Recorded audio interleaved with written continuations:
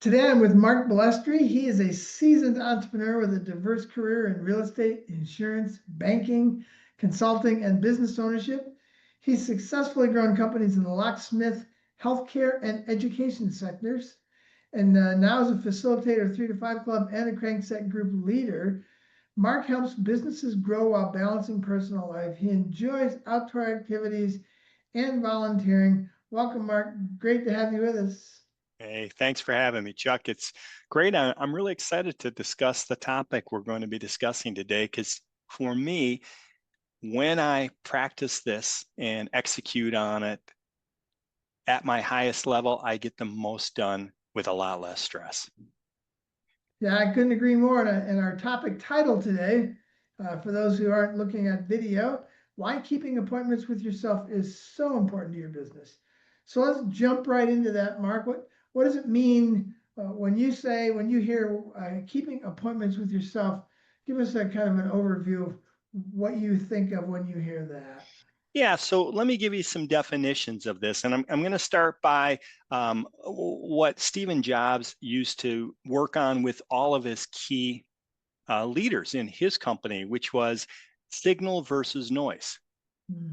And signal, I'm going to define that as what critical action steps do you need to take within the next 18 to 24 hours to move you closer to accomplishing your goal or your mission? That's signal. And then the noise is everything else. And so when I say making and keeping appointments with yourself is so important, you as an individual, as an entrepreneur, as a business owner, you have really some important strategic things that you have to spend time on.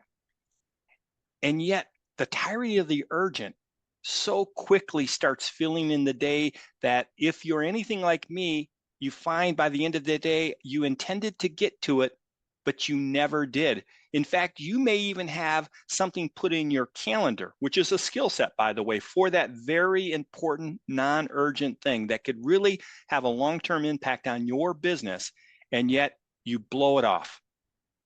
And we both know how many clients could you blow off for meetings you schedule with them and still have a client? Yeah. And the answer is zero. And that's what I think is the critical paradigm shift here. When you blow off those important meetings, those times that you've set up for yourself to work on the long-term objectives of your company, you're literally going to lose your business because you didn't keep the appointments. Now, it might be longer term, but the effect is just the same as losing the client. Well, and you've hit on one of the main conflicts or tensions that we have about owning a business. What the difference between the tyranny of the urgent and the priority of the importance, and how those two things contrast with each other. And the simple fundamental is that the tyranny of the urgent are all those things that aren't that one thing that Steve Jobs talked about. They're all the noise. And the important thing is the one thing. What if we did this one thing this week, just one thing that would move your business forward and change things permanently in some Yeah. small way? It's not usually the big, giant, start a new division or move to a new building or start a new product. It's the little things one at a time that we do that add up. 20 of those, one every week or one every 2 weeks, 24 of those in a year will drastically change where your business is. And it starts with the little things that we do with ourselves and for ourselves every day to keep us sane. Yeah. You're so right. And there's so many examples of you have an objective, and I submit it's the week. You have an objective, and Gary Keller was great at that, the one thing. There's so many great books on this, but you have an objective. And I'll give you an example that I used it this last week and a half. The objective was to get our affiliate program completely up and running. That's a long-term strategic that's going to help us, one, empower our facilitators, but also help spread the word. Now, that's big in itself. So then I had to ask the question starting on Monday and then Tuesday and then Wednesday, what's the one thing I need to get done today Yeah. that will move me closer to getting that done in the next week and a half? And that was the one thing. And that was the one I focused on. And I dropped a lot of things that were easy to be distracted by, but not necessarily really important, to But make you sure might, that one thing got done. but you might have felt like if you did all those little things, at the end of the day, you might have felt like you really were productive and really Oh, moved the needle. When yep. I call it for myself, I'm playing Play office. Office. Yeah, agreed. Yeah, and you know, there's a lot of reasons people play Office. For me, I find a lot of times I get attracted or drawn to playing Office because I'm afraid. I'm fearful that I'm not good enough to get it done. Um, it's going to be crappy. I'm really uncomfortable because I'm doing something that is not in my nature. And so some of these other things like responding to an email or answering a phone call that is certainly not urgent and in some cases just noise, it feels so much more comfortable.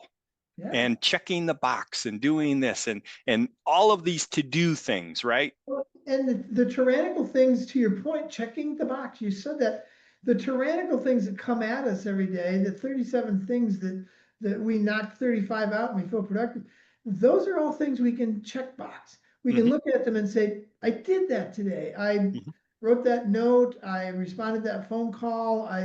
It's all things we can get done today. And there's so many problems with the important things. One is that we can't check box them yep, too often right away. They usually take an hour once a week for 3 weeks, or 4 hours a mm-hmm, day for 6 months, and it's really hard for us to feel like we accomplished anything because they take some time to knock out. And so we tend to go with the stuff that we can feel productive on. yep, yeah, And and that's it. and then Go. there's the other thing that you mentioned was just that the tyranny stuff, it comes and finds us. Mm-hmm, Those 27 things that allow me to play office, they all sat on my desk. They came and found me, the emails and the phone calls and all that. It all's chasing yep. me. So it's easier to respond to because it's in my face. And to your point, I love the way you set this up with just finding the one thing that will actually move the needle permanently in some small way. We have to go find that. We can't, Yep. it won't come find us. It'll sit in the corner and wait for us to chase it down and actually make it happen. So the deck is stacked against us doing Oh, yeah. important things. Oh, absolutely. You know, because there is, again, that fear, even to think about the bigger picture is sometimes for a lot of people, including myself, can be intimidating, fearful. And so these little tyranny of the urgency, they are so benign on the surface. They Yeah. are so easy, almost in a way, and not even almost in a way. I really believe some of that stuff is part of an addiction. Now, there's Yeah. different kinds of addictions. I believe we all have addictions. Some are more You bet. socially acceptable than others. But Exactly. but anything from, oh, I'm just going to scroll here and see what's going on, to, well, let me just read these emails and respond to them. And it's that instant hit of dopamine that you're getting that, of course, a lot of businesses get paid to expose.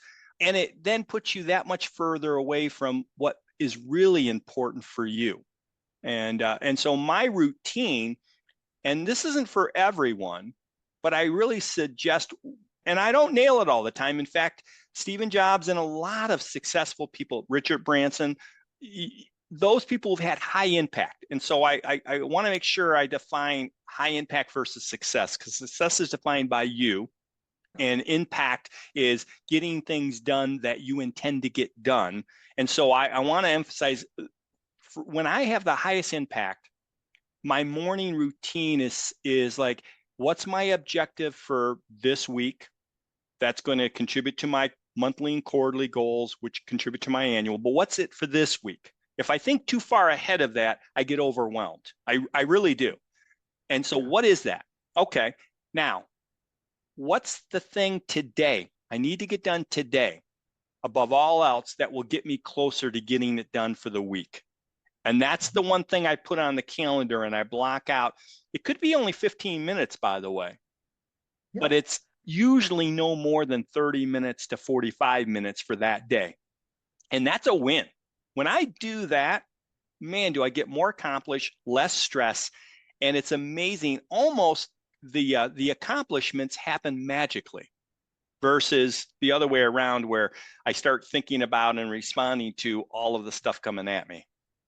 I still get done the tyrannical things, but if I don't, to your point, I do something similar in the morning. I tie mine to my life vision, which is to live well by doing good. And I ask Yep. myself, okay, what would be the most effective use of my life today to live well by doing good? Well, I have to work on this 6-month long project because if I don't, the reason it's 6 months is I have to work on it every day. And if I don't work on it today, it won't be done in 6 months. So that's the most important way that I can live well by doing good today. And I find that when I do that, the other stuff still gets done. It's again back to Stephen Covey. He talked about some other speaker who had this shtick where the guy would put an empty vase on the table and he'd fill it with giant rocks, and then he'd ask the audience, is it full? And they'd all say, yeah, you Yep. can't put any more giant rocks in. And then he'd put pebbles in, and he'd ask them again, and then he'd put sand in, and he'd ask them again, and then he'd put water in, and it's finally full. And the point he was trying to make was, we tend to put the tyranny of the urgent is the sand and the water, and maybe even the pebbles. And we fill our day up with the sand, the pebbles, and the water. And if we do that, there's no room for the big rocks. Yep. But when you take that time in the morning to say, what one thing would change my business forever, the tiny little thing that I need to do, put an 11th step on my 10-step process. What's the one thing? That's the big rock. The big rock goes in the vase for today, or the vase for this week, or the vase for this month. The big rock goes in first. And somehow there's always room for the pebbles, the sand, Yep. and the water. But we just don't think that way. We're always looking at the little stuff. Yep. Oh, and that's it. And then to tie a ribbon around all this, you put it on your calendar of when you intend to work on it. My suggestion is that should be one of the first things, if not the first thing you do. Yeah. Put a limit on the time even. And then when you're done, you can walk away and feel good. But even that intention without blocked out time is just a pipe dream.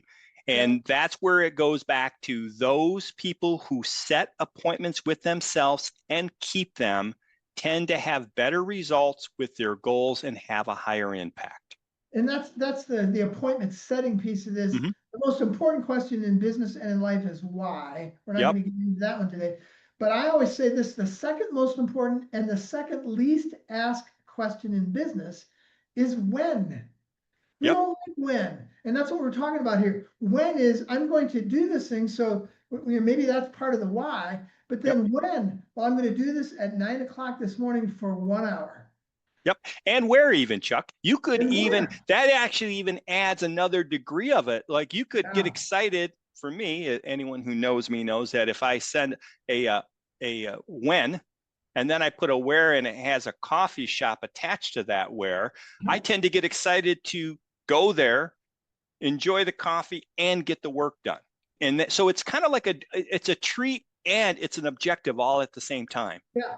And I love that. And for me, part of this appointment setting that works for me is to find different places. I need a tactical place and I need a strategic place. Yes, and that's great. My office is generally a tactical place. Yeah. You think it's strategic, because you might be fancy and have a corner office, but it's tactical. I guarantee almost all offices are tactical. Yep.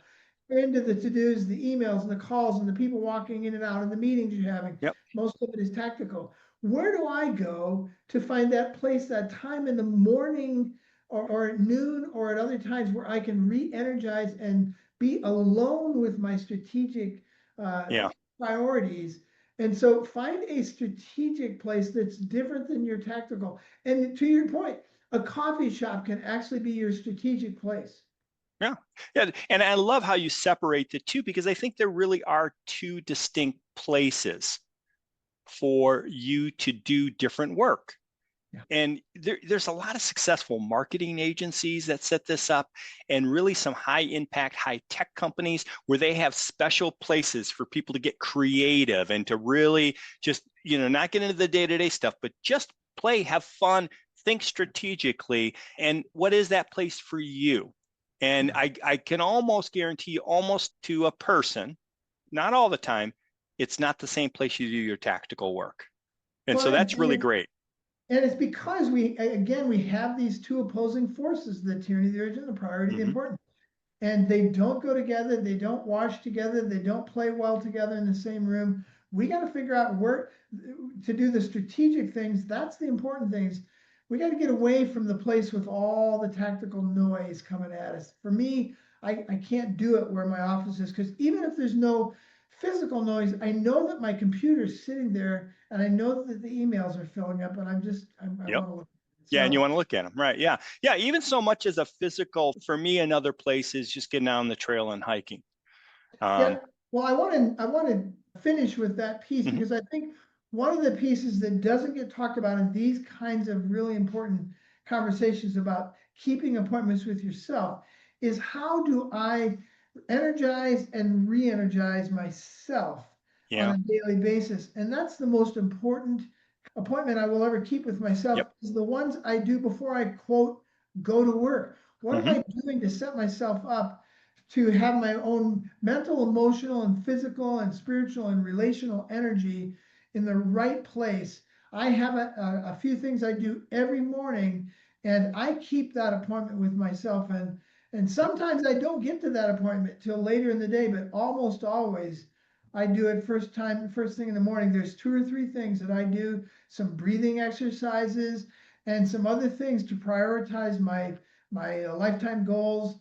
And you've got a little regime of your own, I know, Hmm. but I think that is the most important appointment we can keep with ourselves. Yeah, and I couldn't agree more. I believe there's plenty of time to work on your business. Certainly, we've been led to believe to work in your business, but it's not true. But what's never mentioned or not mentioned often, although Stephen Covey, to his credit, he had that huge chapter on sharpening the saw way back in the early 90s, amazing. But for me, I'm at my best when I honor that appointment, which is what my personal routine is, which changes. It changes on a quarterly basis. I'm not rigid where this is it. I've done this every day for the last 10 years. No, I no, bet you on about a quarterly basis, I switch it up because it keeps it fresh for me. But uh-huh. almost without exception, it is a key to a great day versus a so-so day. Yeah. Yeah, so I can't stress that enough for our listeners. That's the most important appointment we can keep. And I would just close this out by reminding what we talked about early on, what you said early on. Mm-hmm. How often would you, how successful would you be with clients if you blew them off? We need to think of ourselves as our most important client. Who is your most important client? Me. Take care of me first. Yep. And as my friend John Heenan in Belfast, Ireland says, give from your fruit, not from your root. Mm-hmm. And keeping those appointments with ourselves to energize and re-energize ourselves, and then to think strategically. That's filling up our root system so that we have so much more to give. I love this idea, and I'll confess that I'm not an appointment guy. I don't Mm-hmm. like block scheduling. I don't like any of that stuff. I love winging it and doing what feels good. And I learned that I don't have to love block scheduling. I just have to learn to love what it does for me and to use it That's it. sparingly enough to do the important things. So I don't have to block schedule every moment of my life. But I guarantee you, to your point, I block schedule when I'm going to do that important thing. And so I got one or Mm-hmm. 2 or 3 block scheduled things every day. And the rest of it I can do it as it comes Right. to me with feeling. But boy, I'm not going to get it done unless I schedule it. No, and I love it. And I'll just finish up by saying I am not necessarily 100% fan of block scheduling, but I love the freedom that it actually gives me. And one last thing that I use block scheduling for, which is unavailable time. Yes. And too many people think they have to fill it up with these projects. But if you look at my calendar, more so now than ever before, I have unavailable time. What do I do in that Yes. amount of time? Whatever I feel I need to do or I'm drawn to do. Yeah. That's a So, great way to re-energize yourself, not just with a morning routine, but to have time blocked during the day to where you can say, what should I do right now? Sometimes it's a whole day. What should I do right now? mhm, A lot of times I use that time strategically, or I write, or doing other things, but yep, having that time blocked during the day, otherwise the tyranny of the urgent will fill your schedule up and you will become a hostage of your own business. We don't want that yep, for anybody. Let's work toward freedom. And one of the ways to do that is to keep those appointments with ourselves. So I love that we've put a bow around this. Let's figure out how to make sure that we keep appointments with ourselves. It's so important in our business and life. Mark, this has been a delight. Thanks for being a part of thank you. it. Have Pleasure. a Thanks, great Chuck. rest of the day.